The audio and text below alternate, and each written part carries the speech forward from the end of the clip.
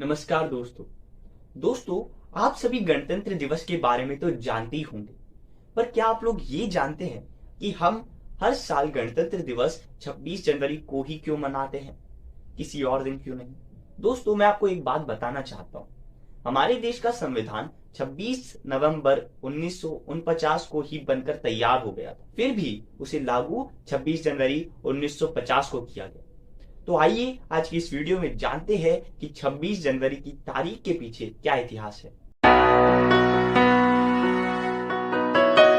दोस्तों, लोग बहुत ज्यादा परेशान थे ब्रिटिश रूल से, इसीलिए ब्रिटिशों के खिलाफ कई आंदोलन, कई मूवमेंट और कई विरोध किए गए।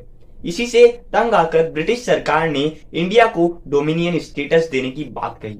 डोमिनियन स्टेटस क्या होता है? डोमिनियन स्टेटस का मतलब ये था दोस्तों कि हमारे इंडिया पर रूल तो हम इंडियंस का ही होगा, लेकिन हमें कंट्रोल करेगी ब्रिटिश गवर्नमेंट। मतलब इनडायरेक्टली कहीं ना कहीं जो सारी एकदम मेजर पावर्स होगी वो ब्रिटिश गवर्नमेंट के हाथ में ही होंगी। हालांकि इंडिया की गवर्नमेंट को इंडियंस चला सकते हैं।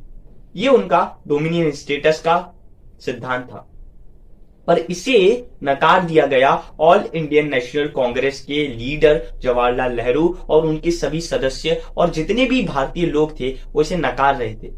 इसका सीधा सीधा मतलब यही था क्योंकि हमें पूर्ण स्वराज चाहिए था। इसीलिए 31 दिसंबर 1929 को लाहौर में कांग्रेस का एक सेशन हुआ। इस सेशन में पूर्ण स्वराज की बात जवाहरलाल नेहरू ने रखी।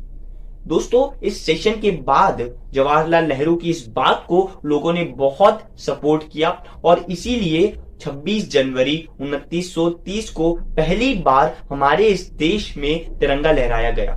ये तिरंगा पूर्ण स्वराज का प्रतीक था, ये तिरंगा स्वतंत्रता का प्रतीक था। इसीलिए पहली बार तिरंगा 26 जनवरी 2930 को लहराया गया। दोस्तों, जब तक हमें आजादी नहीं मिली, यानी कि 15 अगस्त 1947 तक हर साल तिरंगा 26 जनवरी को ही लहराया जाता था। दोस्तों, 26 जनवरी की तारीख हमारे लिए बहुत ज्यादा मायने रखती थी। इसीलिए भारत की संविधान को लागू भी 26 जनवरी 1950 को किया गया, जबकि हमारा संविधान बनकर तैयार हो चुका था 26 नवंबर 1949।